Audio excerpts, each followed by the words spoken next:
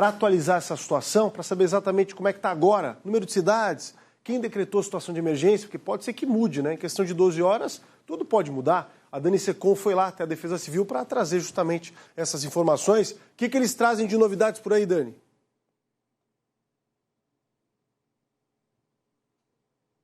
Oi, Polito, boa tarde para você, a todos que nos acompanham aqui no Balanço Geral. Semana difícil para Santa Catarina quando a gente olha para o céu, pensa no tempo e nos estragos por aqui também. Hoje a gente está tendo uma trégua, mas ontem choveu bastante em todo o estado e aí são cerca de 54 municípios que já declararam aí uma situação crítica com relação às chuvas, enchentes, deslizamentos em todo o estado. A gente teve um óbito em Rio do Oeste também e um ferido em Timbó. Então a gente tem alguns estragos também com relação à vida humana, mas principalmente nesse momento são mais relacionados à questão de estradas, de chuva mesmo e também de residências. Para atualizar um pouquinho melhor essa situação, está comigo o Coronel Armando, que é secretário de Defesa e Segurança, Defesa Civil, perdão. Ele vai nos informar melhor. Coronel Armando, queria que tu fizesse um panorama de como é que está o estado nessa quinta-feira, depois das chuvas de ontem e também de terça. Boa tarde. Boa tarde. Nós estamos enfrentando ondas de chuva no estado. Essa semana começou a primeira onda, terça e quarta-feira, com um impacto forte. Chuvas mais acentuadas em algumas regiões, mas em todo o estado. Como você comentou, 54 cidades já nos comunicaram a ocorrência, existem outras ainda. Tivemos um óbito, alguns municípios já decretando situação de emergência e isso mobiliza.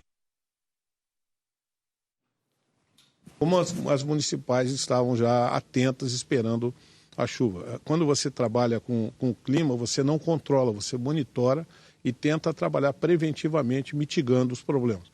Então a primeira onda passou, nós vamos ter uma segunda onda agora, sexta, sábado, domingo, com mais intensidade. Amanhã, mais especificamente atingindo o sul do estado e o oeste, e a partir de sábado, domingo, nós vamos ter no estado inteiro bastante chuva, tá, que deve provocar enchentes em algumas regiões, porque o nível do rio hoje está mais alto do que estava na segunda-feira, então não há tempo da água reduzir, o solo está mais encharcado, não vai absorver toda a água, então a gente vai ter enchentes e as consequências das enchentes. Então as cidades já estão se mobilizando, Defesa Civil. Alguns municípios já têm hoje até enchente, estão abrindo abrigos para receber a população, estão trabalhando na atenção a essa população que tem que sair dos municípios. Infelizmente, nós somos um estado com muita histórico de problemas com o clima, principalmente com a chuva e enxurrada. Vamos ter agora na sexta, sábado e domingo, aí dá uma parada e vem uma terceira onda durante a próxima semana. E todas elas assim vão impactar porque o solo não vai absorver toda essa água. Então, cada vez a gente vai ter mais resistência.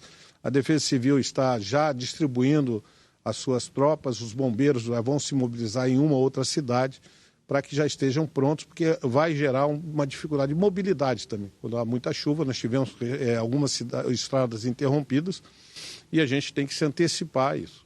Certo, a gente teve aqui em Florianópolis, por exemplo, ontem, cerca de 60 milímetros de chuva, mas tiveram cidades em todo o estado que registraram bem mais. Uma região que preocupa bastante seria, ali a questão do Vale do Itajaí, litoral norte. E no Vale do Itajaí a gente está tendo o Outubro, começando nessa semana, uma fase que movimenta muita gente.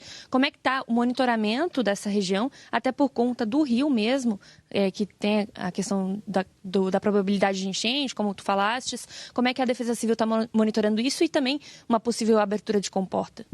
Bom, fechamento. Nesse caso, o Alto Vale do Itajaí, começando lá em Pouso Redondo, passando por Blumenau e o Médio Vale e o Baixo Vale em Itajaí, todos eles estão sendo impactados com a chuva amontante ou mesmo no Médio Vale, descendo para o Rio Itajaí. Isso já elevou o nível do rio. A nossa principal arma para controlar e mitigar os problemas são as barragens. Nós temos uma barragem em Taió, uma barragem em Tuporanga e a barragem José Batê. O governo Jorginho Melo, desde que assumiu, nós assumimos em janeiro, tem dado prioridade a resolver esses problemas das barragens, que elas necessitam de manutenção. Ituporanga tem uma comporta que a gente não está fechando por problemas internos. Hoje nós contratamos uma empresa para fazer uma manutenção, um stop log e a manutenção. Então hoje nós fizemos a reunião técnica aqui com a equipe nossa, comunicamos ao governador, e uma decisão técnica, sem interferência política, porque muita gente nesse momento quer ter um dividendo mas nós estamos trabalhando de forma técnica, nós deveremos fechar a comporta 4 lá de Rio do Sul, da barragem de Tuporanga, que afeta um pouco, mas essa comporta fechada representa de 10 a 20 centímetros de redução de água. A barragem de José Batê, que está com as comportas abertas desde 2014, houve um problema com os indígenas, foi retirado equipamento de controle, ela, da forma como ela está, ela contém a água e representa, desse momento, em torno de 1 metro de água a menos para Blumenau, com a situação atual. Se a gente conseguir controlar a barragem, esse metro a menos vai... Algumas pessoas falam em 2 metros, mas o cálculo da nossa hidrologia é 1 metro. Para mexer na barragem do Zé Batê, que não tem comporta, é necessário, primeiro, a gente fazer um acordo com a tribo indígena de lá. Desde 2003 tem uma decisão judicial que o Estado faça algumas obras lá na região da terra indígena da barragem. Isso nunca foi executado, tá? Desde 2003. O governador Jorginho Melo determinou que a gente cumpra essas ordens, então já destinou 20 milhões de reais para a gente atender. Mas, por enquanto, não vai fechar, então, no caso? Agora nós estamos falando com a procuradora, a doutora Luciana de Blumenau, de forma que a gente possa ter um apoio para que a gente possa tentar uma solução emergencial. Isso aí o governador deve decretar a situação de emergência e aí a gente vai correr atrás de conseguir algum equipamento para tentar operar ela de forma externa. Lembrando que a nossa preocupação em não operar é que, quanto à tubulação, caso haja um problema, essa barragem pode permanecer com a comporta fechada e, ao invés de a gente deixar a água sentar, ela fica só contendo água e uma possibilidade de verter no futuro. Então, essa é a preocupação técnica da Defesa Civil, sempre foi nesse sentido. Primeiro, resolver o problema em definitivo, que é recuperar a sala de controle, e segundo, atuar pontualmente nisso. A gente não descarta isso, houve pessoas descartando. O que nós queremos é trabalhar com segurança e acertar essa situação. Obrigada, Coronel. Tem as informações da Defesa Civil aqui direto da sala de situação, né, que está com os monitores, pessoal trabalhando, avaliando o estado aqui em Santa Catarina, como é que estamos se comportando cada região. A gente falou um pouquinho aí da região do Vale, que é uma das mais atingidas, mas alerta também para o sul do estado e oeste, nessa segunda onda que seria de chuvas aí para o final de semana. Aqueles cuidados de sempre, né? Cuidar com barrancos, encostas e, se puder, evitar sair de casa nesses momentos de chuva mais intensa. Por isso, eu volto contigo. Obrigado, Dani. Fica muito evidente, né, a importância do investimento, já que temos hoje um índice de previsibilidade muito melhor do que 1 ou 2 décadas passadas, né?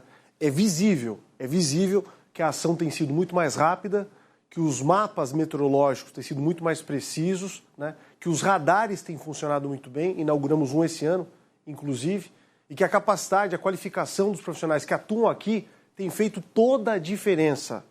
Toda a diferença. Repare e compare com os números de um passado bem recente. E também fica muito evidente outro ponto que a gente precisa melhorar, que é a integração entre forças, né? Todo mundo agindo junto, porque aqui foi criado justamente com esse intuito, né, de que todos agissem de forma uníssona com o bem comum, que é a vida humana, basicamente. Mas vamos em frente, nós vamos passar por mais essa barreira, com certeza. E o